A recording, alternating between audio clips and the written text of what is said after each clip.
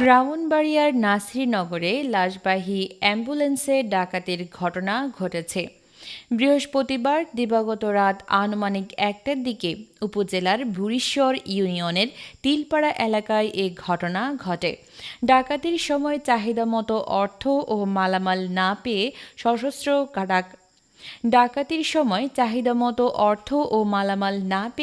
সশস্ত্র ডাকাতরা মরদেহের উপর দেশীয় অস্ত্র দিয়ে হামলা চালায়।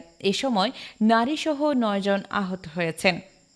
ডাকাতের হামলায় আহতরা হলেন গাড়ির চালক মোহাম্মদ ফিরোজ মিয়া, গাড়ির মালিক মোহাম্মদ খলিল মিয়া, নিহতের স্বজন রাসেল মিয়া, ছালেক মিয়া, নাহিদ মিয়া, মোহাম্মদ আলমগীর মিয়া, মোহাম্মদ সালাউদ্দিন আলিয়া বেগম ও আলী নেওয়াজ মিয়া। ভুক্তভোগীর স্বজনরা জানায়, পূর্বভাগ ইউনিয়নের মকবুলপুর গ্রামের সফদর আলী নামে এক ব্যক্তি ক্যান্সারে আক্রান্ত হয়ে ঢাকার মিরপুর আহসানিয়া হাসপাতালে ভর্তি হন। চিকিৎসাধীন অবস্থায় বৃহস্পতিবার দিবাগত রাতে মারা যান তিনি। এর কিছুক্ষণ পরই ঢাকা থেকে একটি অ্যাম্বুলেন্সে করে বাড়িতে ফেরার পথে বুড়িশ্বর ইউনিয়নের তিলপাড়া এলাকায় আসলে সশস্ত্র ডাকাতরা সড়কে গাছ ফেলে পথ রোধ করে গাড়ি আটক করেন।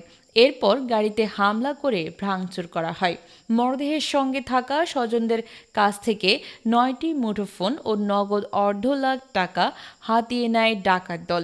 ডাকাতদের চাহিদা অনুযায়ী অর্থ ও মালামাল না পাওয়ায় মরদেহের উপরও হামলা করা হয় বলে দাবি করেন নিহতের ছেলে মোহাম্মদ আলমগীর মিয়া। তিনি বলেন, টাকা পয়সা নিচে সেটা এতটা কষ্টদায়ক না, কিন্তু আমার বাবা একটি মৃত লাশ, তার উপর হামলা কোনোভাবেই মেনে নিতে পারছি না।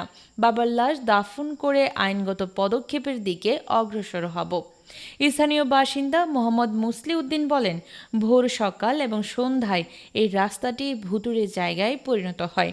এই সড়কে কিছুদিন পর পর ডাকাতি হয়, রাতের চেয়ে বেশি দিনে হয়।